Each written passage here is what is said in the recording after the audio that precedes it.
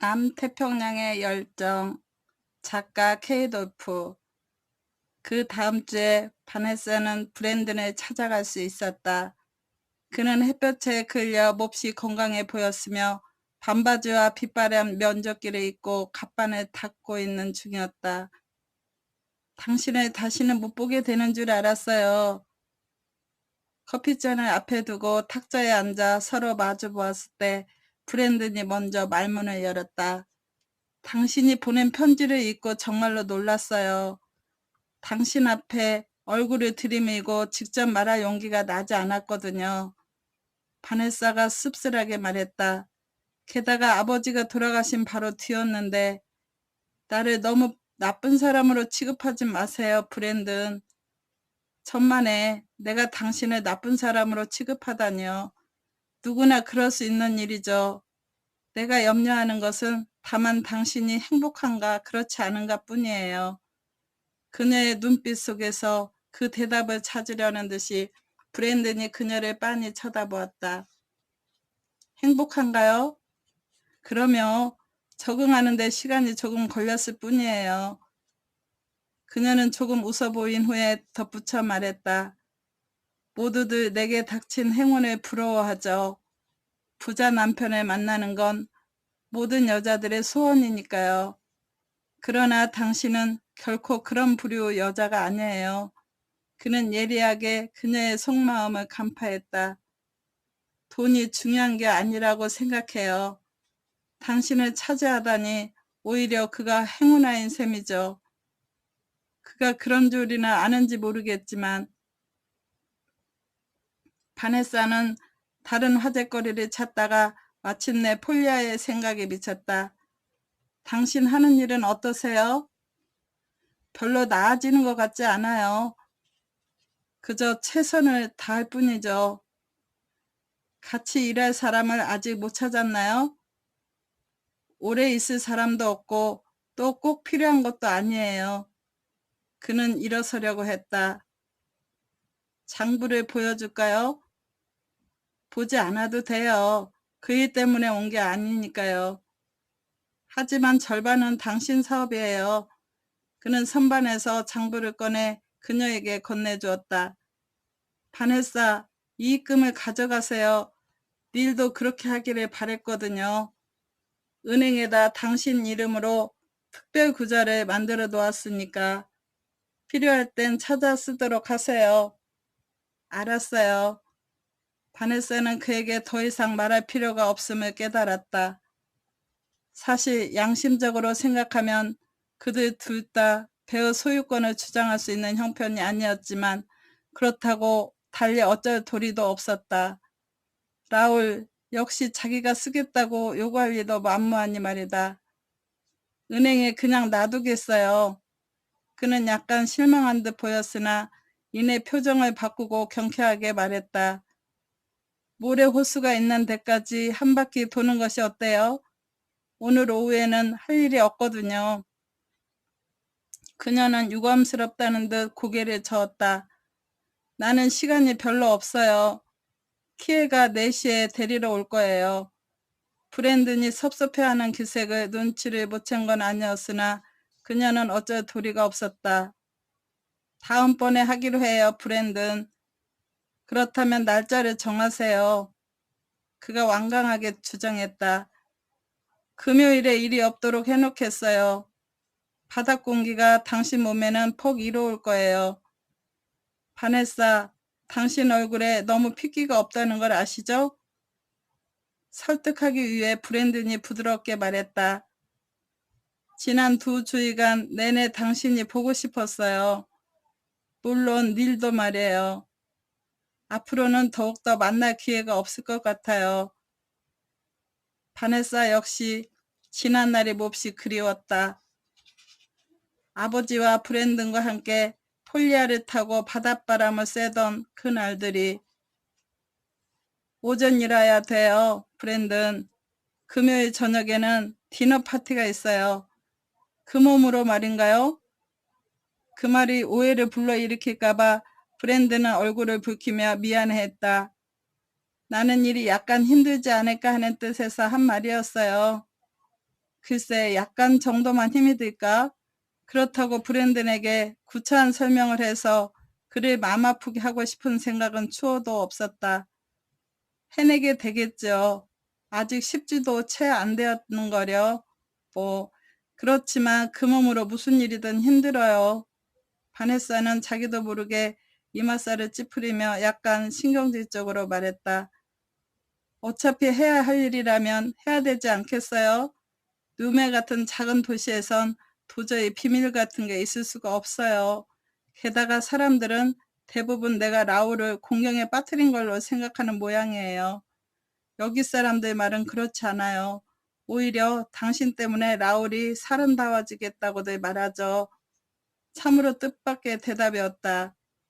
당신은 한때 부두 사람들과는 좋은 친구 사이였잖아요. 그랬나요, 내가? 바네사는 갑자기 마음이 뿌듯해졌다. 내가 좋은 친구였다니 기쁘군요. 그럼 금요일에 꼭 오시는 거죠? 노력해 보겠어요. 그게 내가 할 수 있는 최선의 대답이에요. 만약 용성 계약이 들어오거든 내 생각하지 말고 받으세요. 그녀가 부둣가로 돌아오자 키에는 불평이 가득 담긴 눈길로 그녀를 바라보다가 급기야 투덜거리는 투로 말했다. 집에 가서 해야 할 일이 많단 말이오. 차에 시동을 걸 때까지도 그는 여전히 낮은 소리로 투덜거렸다. 나는 당신의 전용 운전사가 아니라고요. 바네사는 자기 차를 마련해서 손수 운전하는 게 서로 편할 거라는 생각을 했다. 오늘 집에 돌아가면 라울에게 제안해보리라. 그날 저녁 테라스에서 커피를 마실 때 뜻밖에도 라울이 먼저 그 얘기를 꺼냈다. 난 당신이 당신 차를 갖는 게 좋을 것 같다는 생각을 했어. 그가 차분하게 말했다. 그렇다고 폴리아에 자주 가라고 차를 사주는 건 아니니까 오해는 말았으면 좋겠어. 난 오히려 그들과 가까이 하지 않기를 바라오 바네사. 브랜드는 안 만날 수는 없어요. 자기가 늘어놓는 이유가 타당하게 들리도록 애쓰면서 그녀가 설명하기 시작했다. 그는 내 아버지를 마치 친아버지처럼 믿고 따랐죠. 그래서 아버지는 돌아가시기 전에 보트를 그와 나 앞으로 해놓았어요. 물론 그가 아버지께 성실했던 것을 생각해서 나는 브랜든에게 내 목까지 갖도록 했지만 그는 한마디로 거절하고 말았죠. 라울, 당신에게 혹 좋은 해결책이라도 있나요? 그 일이라면 내가 참견할 일이 아니잖소. 라울은 순간적으로 무뚝뚝하게 대꾸해버렸다. 그리고 나자 약간 미안했던지 그가 다시 입을 열었다. 당신이 그렇게 하고 싶다면 법적으로 브랜든이 주인이라고 서류를 작성하면 되잖소. 그렇게 되면 그가 이미 공인된 사실을 부인할 리가 없겠지. 마음에 썩 내키지는 않았지만 바네사는 라울의 말을 따르기로 했다. 그것은 지난날의 그녀의 생활에 종지부를 찍는다는 뜻도 포함되어 있었다. 오랜만에 그녀는 미첼 생각이 났다. 그는 어떻게 지내고 있을까? 미첼은 바네사의 편지에 답장을 보내지 않았었다. 하기야 답장할 필요가 있겠는가?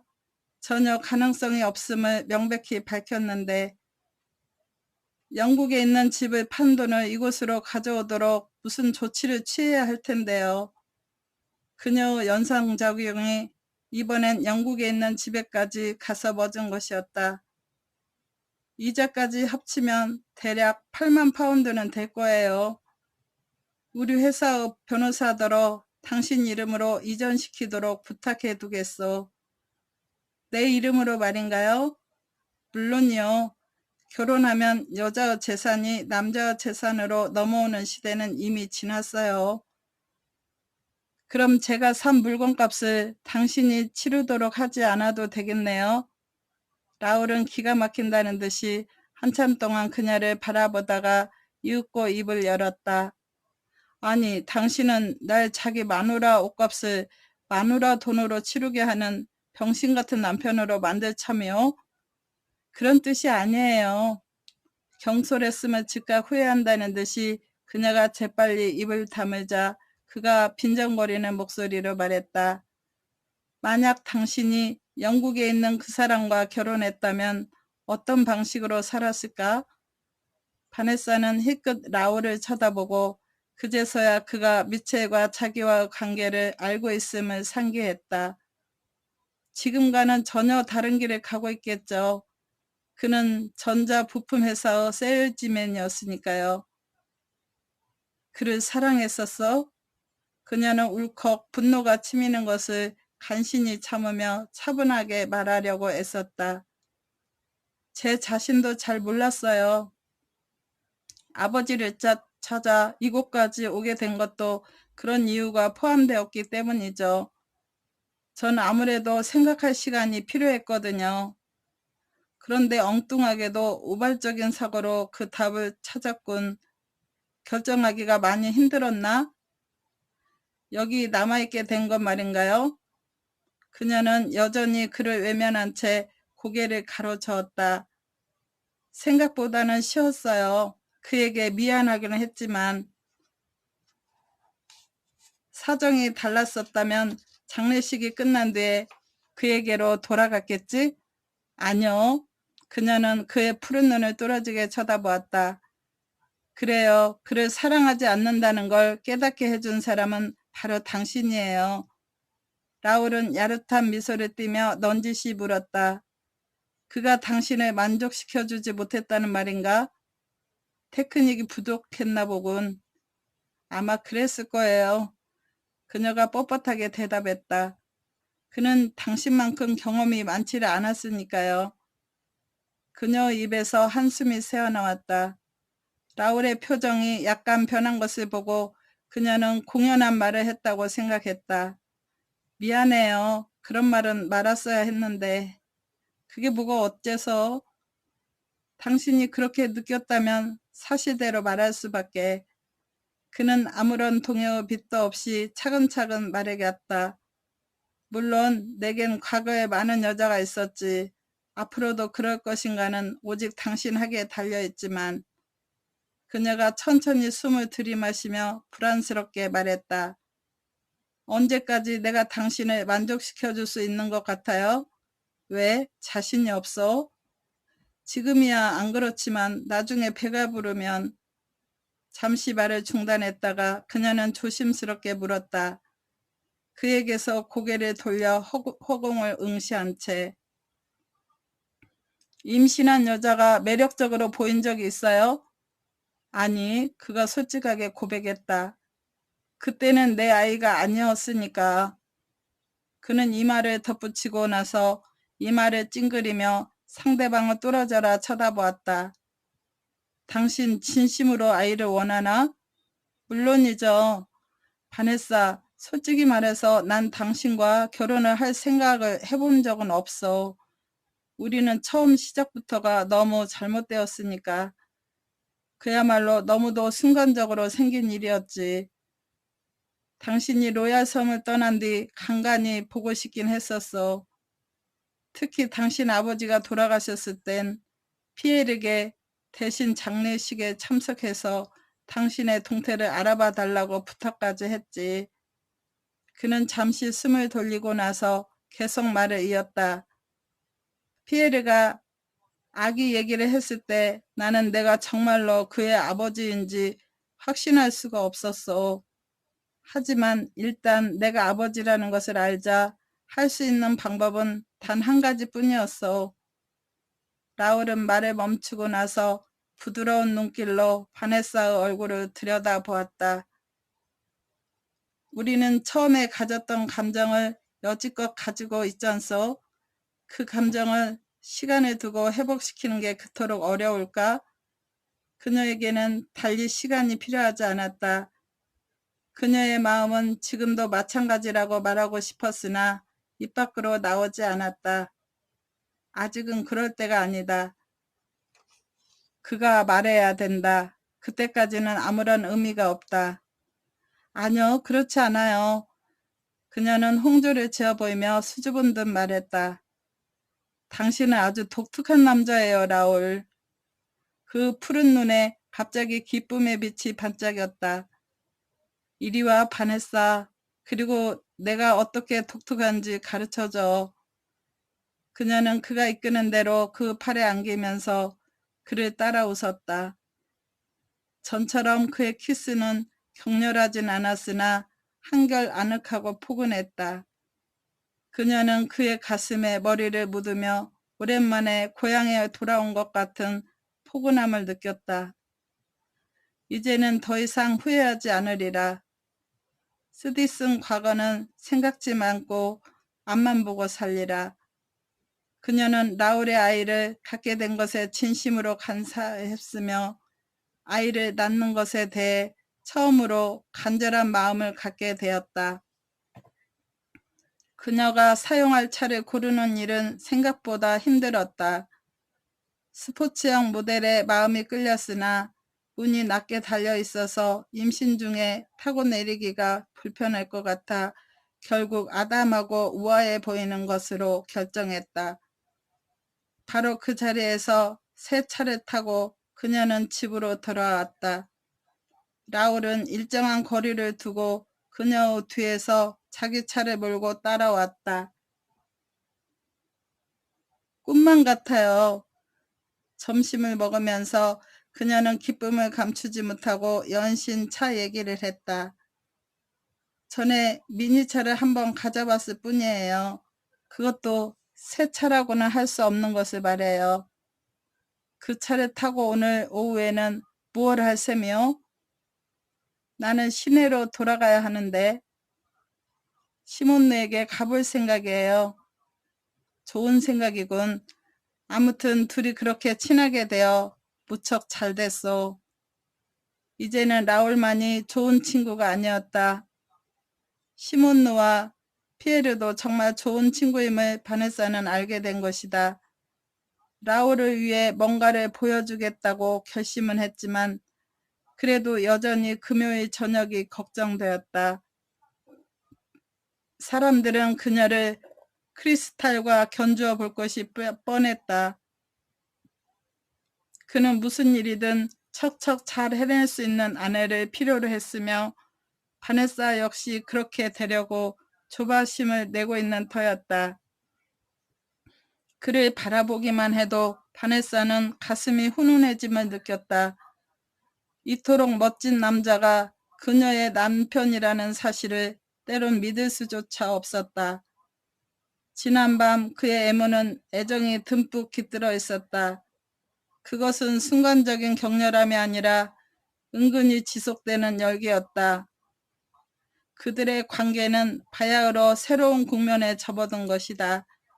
그녀가 지금 뭘 생각하는지 훤히 들여다본다는 듯이 그가 은은한 미소를 지으며 눈을 크게 뜨자 바네사는 얼굴이 확 달아올랐다. 그러나 그녀의 마음과는 달리 그의 추억은 육체적인 것에 더 치우쳐 있는 듯 했다. 오늘 저녁은 외식을 했으면 하는데 때늦은 축하이긴 하지만 결혼 10일 기념으로 말이야. 그런데 왜 10년이나 되는 것처럼 느껴질까? 바네사는 적절한 대답을 찾아보려고 이리저리 생각을 굴렸다. 시간이 지나면 차차 알게 되겠지. 시몬느는 바네사를 보고 무척 반가워했다. 그녀는 마침 저녁 준비를 하고 있었다. 미라가 쉬는 날이에요. 피에르는 밖에서 약속이 있다고 해서 우리는 보통 때보다 조금 빨리 저녁을 먹을 생각이었죠. 그런데 음식 만드는 거 좋아해요. 바네사? 그러며 칼라니가 과연 나를 주방에 들어가게 해줄지는 의문이지만 그녀는 외출하는 법이 거의 없거든요. 변두리의 맑은 공기가 최고라나요? 그럼 이렇게 말하세요. 주인은 당신이지 칼라니가 아니라고. 바네사는 시몬느의 표정을 보고 웃으면서 말했다. 그녀는 왠지 침착해 보이지 않았기 때문이다. 그녀에게 그렇게 말하라고요? 금요일까지는 그래도 칼라니와 잘 지내고 싶어요. 내게 10명의 식사를 준비하도록 내버려 줄지는 의문이지만 당신은 잘 해낼 거예요. 그녀는 까만 눈을 끔뻑이며 격려해 주었다. 오늘 나는 직감적으로 당신이 무엇이든 잘 해낼 거라는 느낌을 받았어요. 새 차가 당신을 그처럼 행복하게 해 주었나요? 아니면 라울과 무슨 일이 있었나요? 어젯밤에 처음으로 우리는 많은 대화를 나누었어요. 시몬느. 크리스천을 처음 가졌을 때 기분이 어땠어요? 힘들었죠, 뭐. 처음 몇 주 동안은 그저 그랬는데 아이가 뱃속에서 처음으로 발길질을 했을 때는 얼마나 기뻤던지. 피에르는 내 배를 만질 때마다 아이가 움직이는 것을 느끼고 황홀해했어요. 남자들은 자식을 얻는 것을 퍽 자랑스럽게 생각하거든요. 바네사는 그 말을 믿을 수 없었다. 라울은 누구보다도 자상하고 좋은 아버지가 되어줄 것이다. 그러면 그들도 행복한 가정을 이루게 되겠지. 시몬느는 따라 나와서 새 차를 보고 찬사를 아끼지 않았다. 차 고르는 눈이 아주 뛰어나군요. 크리스탈은 포르쉐를 타고 시내를 돌아다니면서 뽐내곤 했죠. 그녀는 떠날 때 차도 아마 배에 싣고 갔을 거예요. 저도 그렇게 생각해요. 바네사는 적당히 대답하고 나서 자기만의 상념 속으로 빠져들었다. 라울은 크리스탈과 자신을 비교한 적은 한 번도 없었다. 그러나 바네사는 눈앞에 떠오르는 크리스탈의 모습을 지울 수는 없었다. 그녀와 라울이 각기 자기 차의 운전석에 앉아서 앞서거니 뒤서거니 차를 보는 광경, 그리고 운전에 자신 있는 크리스탈이 갈색 눈동자에 교태 섞인 웃음을 담고 그에게 도전하는 장면이 눈에 보이는 것 같았다. 라울 역시 전속력으로 달렸으리라. 자기 못지않은 운전 실력을 가진 여자를 찬탄하면서 오늘 아침 바네사 뒤를 따라오면서 라울은 어떤 생각을 했을까?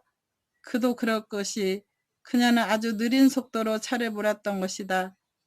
기분 나쁘지는 않았더라도 따분했음에 틀림없었겠지. 집으로 돌아오는 길에 바네사는 우울함을 떨쳐버리려고 애를 썼다. 바네사는 금요일 오전 9시 30분이 조금 지나서 폴리아에 도착했다. 브랜드는 떠날 준비를 다 해놓고 그녀를 기다리고 있었다. 당신이 오기를 바랬지만 꼭 오리라고는 생각 안 했어요. 라울이 반대하지 않던가요? 그는 내가 여기 온지 몰라요. 당신에게 전해줄 말이 있어서 왔어요. 배에 대한 얘기라면 그 대답은 전과 똑같아요. 그는 그야말로 고집불통이었다. 절반은 당신 거라고요. 바네사. 배에서 신경을 뗄 생각은 아예 하지 마세요. 내가 원하지 않는 게 아니라 실은 라울이 원하지 않아요. 서류상으로 당신 것으로 만들면 된다고 그가 알려주었더군요. 나와 만나지 못하게 하기 위해서겠죠? 야윈 그 얼굴에 슬픈 그림자가 지나갔다. 이해할 수 있어요, 바네사. 당신 입장을. 내가 그것을 받을 자격은 없지만 당신 뜻이 정 그렇다면 더 이상 거절은 않겠어요. 상쾌한 물살을 일으키며 그들은 폴리아를 타고 모래호수까지 갔다. 바네사는 바람을 맞으면서 지난날 아버지와 브랜든과 함께했던 때를 잠시 생각했다. 아버지가 돌아가신 지 벌써 2주일이 되었다고 생각하니 왠지 목이 메었다. 퍽 오래된 일처럼 느껴졌다. 남들처럼 가까운 부녀가는 아니었지만 그 마지막 며칠 동안 아버지 곁에 있었던 것이 그에게 큰 힘이 된 것 같아 그나마 다행이라고 생각했다. 날씨는 갈수록 덥기만 했다. 바네사는 바지를 걷어올리고 다리를 따가운 햇볕에 드러냈다. 그때 브랜든이 전부터 배에 보관해 두었던 그녀의 비키니를 찾아가지고 왔다. 당신에게 보낼까 하다가 오래된 것이라 갖다 주기가 뭐해서 그냥 여기에다 두었어요. 입어보지 않겠어요?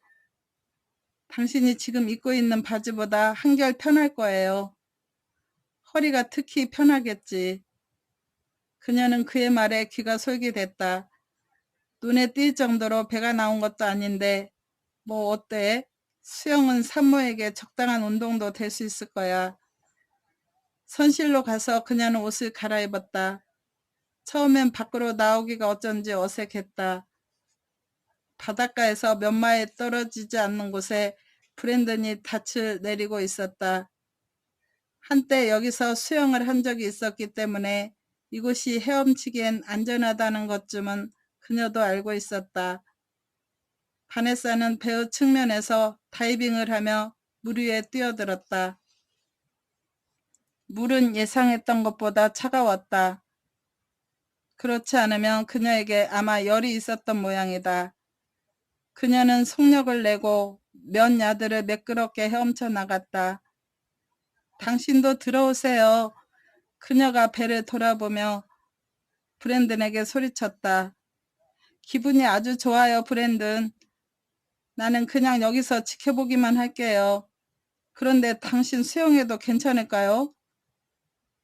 그녀는 고개를 흔들면서 물방울을 털어낸 다음 웃으면서 그를 안심시켰다. 괜찮아요. 게다가 바다에 와본 지도 꽤 오래되었는데요. 그러니까 마음껏 즐겨야겠어요. 그녀는 무리하고 싶지 않아서 20분쯤 있다가 밖으로 나왔다. 몸이 약간 이상한 것 같아요. 브랜든이 손을 내밀어 그녀를 배 위로 끌어올려줬을 때 그녀가 말했다. 전에는 해변까지 갔다 와도 조금도 피곤하지 않았는데 그런 날이 멀지 않아 또 올 거예요. 그는 배 안에서 타월을 갖다 주었다. 커피 좀 타올게요. 바네사는 물기를 닦고 나서 사지를 뻗고 드러누웠다. 조금 있으니까 허리깨와 넓적다리 부근이 살살 아프면서 온몸으로 통증이 퍼지기 시작했다. 조금 무리한 탓이겠지. 그렇다고 특별히 걱정할 일은 아닐 거야. 바네사가 스스로를 안심시키고 있을 때 브랜든이 커피를 들고 왔다. 오래 걸려서 미안해요. 그녀에게 잔을 건네주고 그는 길게 다리를 뻗고 앉아서 향긋한 커피를 한 모금 마셨다. 내가 끓였대서가 아니라 정말 맛있는데요. 바네사는 그 말을 듣고 잔을 입으로 가져갔다. 그러나 통증이 시작되는 바람에 그녀는 비명을 지르고 말았다. 조금 후에 통증이 가라앉았지만 또다시 반복되리라는 것을 어렴풋이나마 감잡을 수 있었다. 왜 그래요? 창백한 그녀를 걱정스럽게 들여다보며 브랜든이 물었다.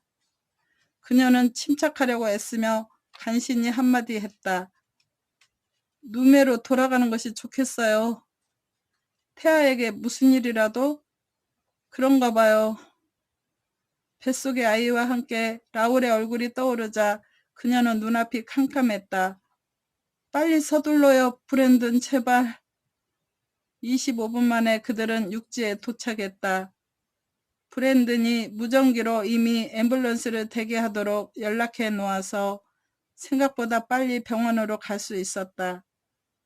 그 다음은 왱왱거리는 사이렌 소리, 길고 하얀 폭도, 아른거리는 얼굴들, 온몸을 찢는 듯한 아픔. 그러나 무엇보다도 아이를 잃은 것이 전적으로 자기 잘못이라는 사실이 무섭게 그녀 내리에 파고들었다. 눈을 뜨고 처음 발견한 게 낯선 방의 하얀 천정이라 사실에 그녀는 깜짝 놀랐다. 기억이 조금씩 되살아났다. 유감스러운 장면도 서서히 또렷하게 떠오르기 시작했다. 그것은 악몽이 아니라 엄연한 현실이었다. 그리고 슬퍼하기엔 늦지 않았어도 후회하기에는 너무도 늦은 일이었다. 가슴이 뭔가에 짓누르리는 것 같아 그녀는 몸을 뒤틀었다. 침대 옆에 인기척이 들리고 이어서 의자를 뒤로 당기는 소리가 들렸다. 바네사는 고개를 돌려 그 소리의 주인공을 찾았다. 그는 다름 아닌 라울이었다. 미안해요. 괴로워하면서 그녀가 나직이 말했다. 실망을 끼쳐서 미안해요. 지금 그걸 생각할 때가 아니오. 이미 지나간 일이니까. 저는 결코 잊을 수 없어요. 당신도 그럴 거예요. 당신은 단지 아이 때문에 결혼했으니까요. 우린 다시 시작할 수 있어요. 당신은 결코 젊고 건강하니까 곧 회복될 거라고 들었어. 육체야 그럴 수도 있겠지. 그러나 마음의 상처는 물론 그녀가 아이를 원하지 않았던 때도 있었다.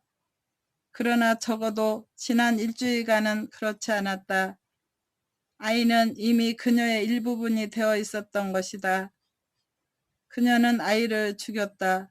고의가 아니었다 하더라도. 오 하느님, 그녀의 부지런한 행동은 죄나 다름없었다. 지금 와서 다시 아이를 가질 수 있다는 생각은 도저히 할 수 없었다. 얼마나 더 여기 있어야 하나요? 하룻밤만 더. 내일 아침 산부인과 의사의 회진이 끝날 때쯤에 다시 와서 집으로 데려다 주겠소. 그곳은 라울의 집이지 더 이상 자신의 집이 아니라고 바네사는 생각했다. 그녀는 결코 그 집에 살 수 없었다. 눈물이 마구 쏟아지려 하자 얼른 눈을 감았다. 그리고 그가 자신의 손을 꼭 잡아주길 바라는 마음을 억누르기 위해 이를 악물어야 했다. 전 지금 피곤해요. 내일 얘기해도 괜찮겠죠? 지금은 좀 자고 싶어요. 바네사는 벽쪽으로 돌아 누워서 베개에 얼굴을 파묻고 울기 시작했다. 세상에 태어난 후 이처럼 철저하게 혼자라는 생각이 든 것은 처음인 것 같았다. 이튿날 아침 9시에 산부인과 의사가 왔다. 그는 정신적으로나 육체적으로나 그녀가 퇴원해도 괜찮은 상태라고 말했다. 그리고 어젯밤 라울이 말했던 대로 젊고 매우 건강하니까 원하기만 하면 언제라도 다시 임신이 가능하다고 말해주었다. 그는 대부분의 사람들이 그런 식으로 스스로를 위로한다고 덧붙여 말했다. 그리고 나서 한 달 후에 다시 병원을 들려달라는 말 한마디를 남긴 채 훌훌히 방을 떠나갔다. 라울이 10시에 갈아입을 옷을 갖고 병실로 왔다. 희고 시원한 면옷을 바꿔 입으면서 바네사는 벽에 걸린 거울에 비친 자기의 모습을 들여다보았다. 10년은 늙어버린 느낌이었다. 문득 어젯밤 라울은 어떻게 밤을 보냈을까 궁금해졌다. 정상적인 부부 사이라면 이런 경우엔 서로의 슬픔을 함께 함으로써 더욱 가까워질 것이다. 아직도 바네사는 그 아내였는데도 불구하고 그의 태도는 그녀를 두렵게 하기에 충분했다. 그녀를 데리고 왔을 때의 그 표정은 지극히 담담하고 딱딱했으며 또한 사무적이었다. 바네사는 가슴이 뻥 뚫어진 것 같은 공허함을 주체할 수가 없었다. 병원을 나와 집으로 가는 차 안에서 그녀는 불쑥 가슴에 있는 말을 털어놓았다. 이제 우리는 어떻게 하죠? 뭘 말이요? 이미 한 결혼을 취소할 수는 없을 테니 당연히 이혼을 해야겠죠. 그것은 말도 안 돼. 그가 엄하게 말했다. 우리는 결혼이라는 계약 속에서 살아왔고 앞으로도 그걸 지켜야 하오. 아이는 또 생길 테니까. 나는 이제 원하지 않아요. 독에 가시가 걸린 것처럼 그녀는 숨이 막힐 지경이었다. 그런 일은 한 번이면 충분해요. 당신은 극복해낼 거려. 그리고 다음번에는 분만할 때까지 조리를 잘 하도록 나도 각별히 신경 쓰겠소. 당신은 내가 고의로 유산을 시켰다고 믿겠죠? 그렇다면 내가 뭘 믿기를 바라오? 당신은 아이를 가진 것을 조금도 기뻐하지 않았지 않소? 그렇지 않았어요. 만약 내가 당시 임신할 수 없다면 그럴 리 없어, 바네사. 처음에 당신이 얼마나 쉽게 임신했는지를 한번 생각해 보시오. 그는 말을 멈추고 나서 한숨을 내쉬었다. 바네사는 힘없이 기대앉아 적당히 대답할 말을 생각해 보았다. 지금 뭐라고 함부로 단언할 때가 아니다. 시간을 두고 곰곰 생각해 보면 그도 이혼이 유일한 해결책이라는 것을 깨닫게 될 것이다. 애당초 그들에게는 장애물이 너무 많았다. 그리고 계획대로 그녀가 영국으로 떠났다라면 뱃속의 아이는 지금도 살아있을 것이 아닌가. 칼라니는 여러모로 전보다 신경을 더 써주었다. 바네사는 누군가 따뜻한 위로가 절대적으로 필요했으므로 그냥 순수하게 받아들이기로 했다. 시몬느는 2시쯤 도착했다. 그녀는 지극히 따뜻하게 상냥하게 바네사를 위로해 주었다.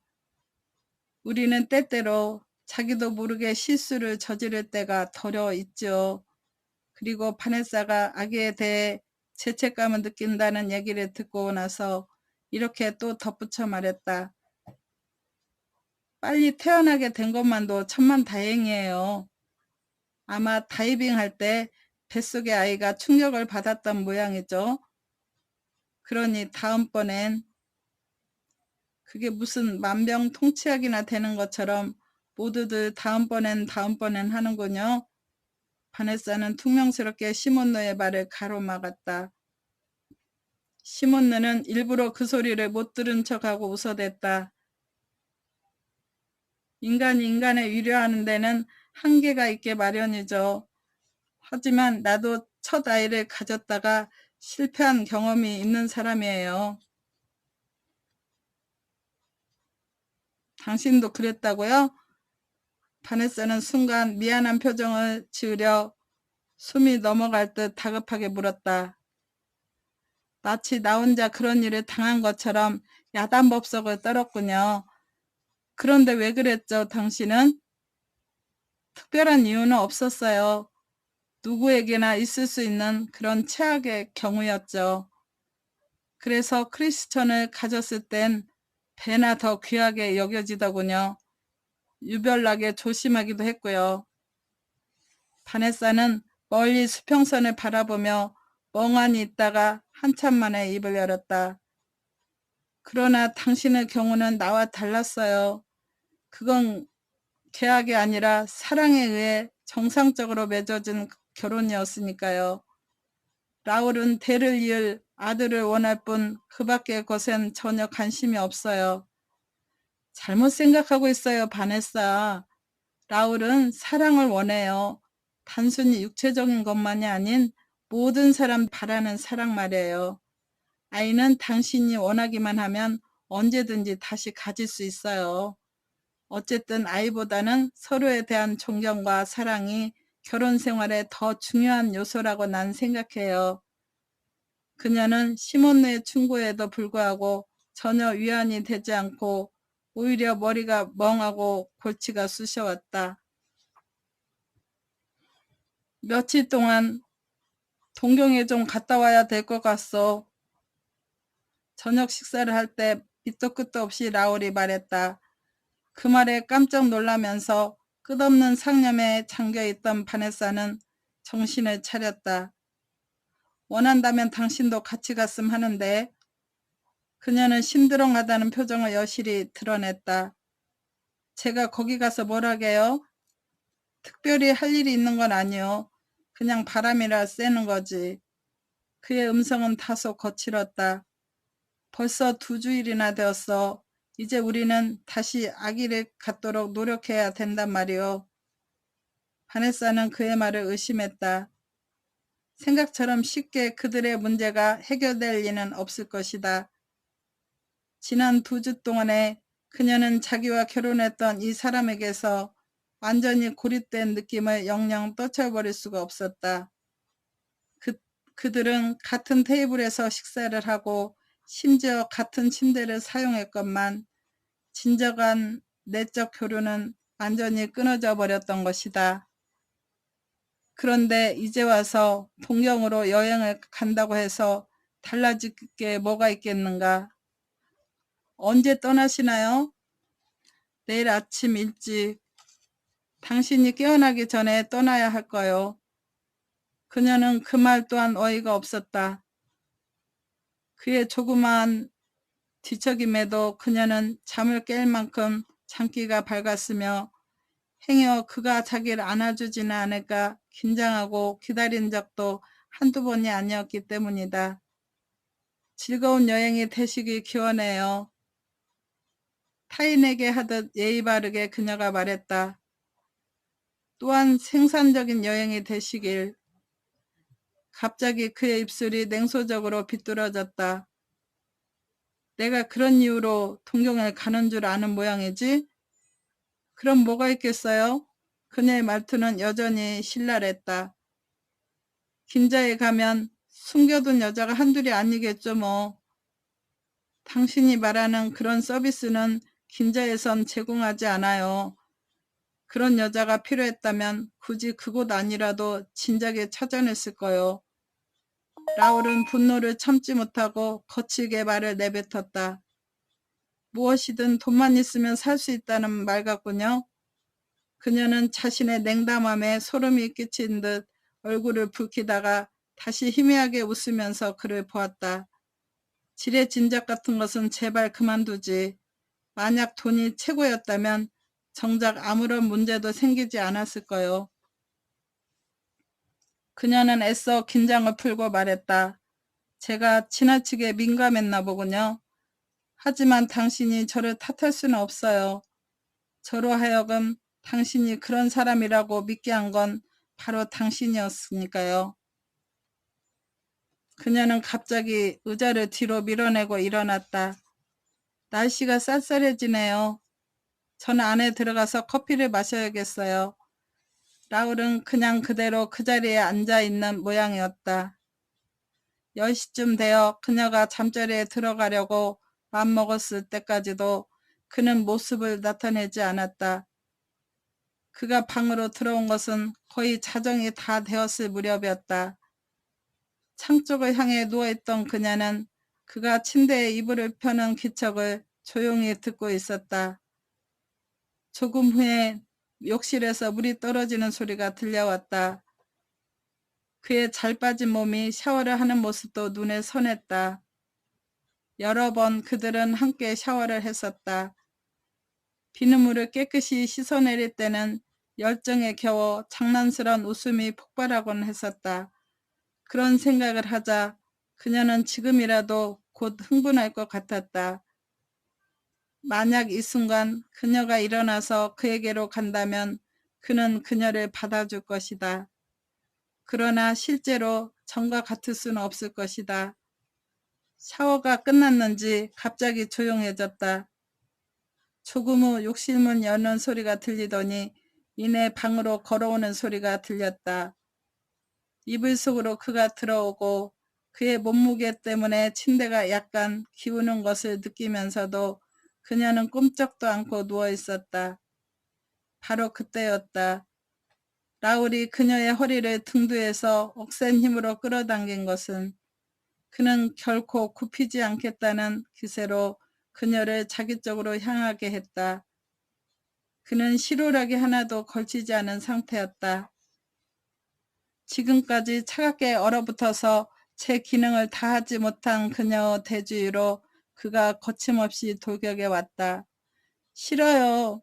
그녀가 몸을 도사리며 급하게 외쳤다. 이래봤자 아무 소용없어요, 라울. 그는 난폭하게 그녀 위로 올라타서 얼굴을 바짝 들이밀었다. 그의 몸무게가 그녀를 옴쭉달싹도 못하게 만들었다.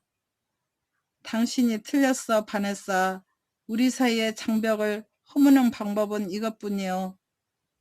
그녀의 반항의 몸짓은 썰물처럼 밀려나가고 서서히 욕망의 길이 트여졌다. 그녀에게 있어서 라울은 생의 전부였다. 도대체 이러고도 그녀는 어떻게 그 없이 살 수 있다는 생각을 했단 말인가. 그가 그녀의 내부로 들어오자 그녀는 나긋나긋한 몸으로 그를 껴안으며 그의 이름을 불렀다. 그들은 황홀경에 빠진 채 넓고 푸른 창공 너머 시간이 정지된 곳까지 날아갔다. 그녀가 잠을 깬 것은 8시가 다 되어서였다. 라울을 실은 비행기는 지금쯤 공항에 착륙하려고 할 것이다. 그녀는 얼굴을 베개에 깊이 파묻으면서 그와 같이 갈 것을 그랬다고 후회했다. 혼자 누워있노라니 오랫동안 품어왔던 의심과 공포가 또다시 그녀를 괴롭히기 시작했다. 어젯밤 아무리 황홀했다 해도 라울의 속셈은 너무도 뻔했다. 그녀는 이른바 도구에 불과한 것이었다. 처음에 실패했을지라도 언젠가는 그에게 아들을 낳아줘야 한다. 그런데 왜 지금 그녀는 그것을 허락할 수 없을까? 아이를 가졌다는 것을 알기 전에 결혼이 성립되어야 했었던 것이다. 라울이 그녀를 어떻게 생각하든 말든 그녀가 그를 죽도록 사랑한다는 사실은 부인할 여지가 없었다. 그렇다면 지금까지의 그녀의 행동은 모두 허세가 아니면 자기 방어에 불과했다. 그날 아침 유산 후 처음으로 그녀는 수영을 했다. 마치 무서운 장애물을 하나 건너온 기분이었다. 이제부터는 슬픈 과거를 뒤돌아보진 않으리라. 그녀가 테라스에서 휴식을 취하고 있을 때 브랜든에게서 전화가 왔다. 그녀의 안부를 묻는 브랜든의 목소리가 어딘지 좀 이상하게 들렸다. 폴리아에 다녀갈 시간을 조금만 낼 수 없나요? 당신에겐 뭔가 할 말이 있는데요. 그게 뭔데요? 와보면 깜짝 놀랄 거예요. 점심을 준비해 놓을게요. 그는 긴장하며 다시 말을 뱉기 전에 잠깐 숨을 돌렸다. 지난번 일로 혹시 나를 탓하는 것은 아니겠죠? 바네사? 그야 여부가 있나요? 바닷속으로 다이빙을 한 내가 어리석었죠. 그럼 오시는 거죠? 지금 거절한다면 그가 상처를 받을 게 분명하다고 그녀는 생각했다. 폴리아의 소유권은 이미 브랜든에게 넘겨주었고 그도 그것을 허락했다. 그렇다면 틀림없이 고마움의 표시를 하거나 그 계획에 대해서 설명해 주겠지. 30분 후에 갈게요. 바네사는 결국 승낙을 했다. 시내를 지나갈 때 거리는 온통 오후의 고요 속에 푹 잠겨 있었다. 지금부터 2시까지는 점심시간이므로 모든 일을 중단하기 때문이다. 그녀는 약속 시간에 맞춰서 부두에 도착했다. 이 길을 걷는 것도 이번이 마지막이리라.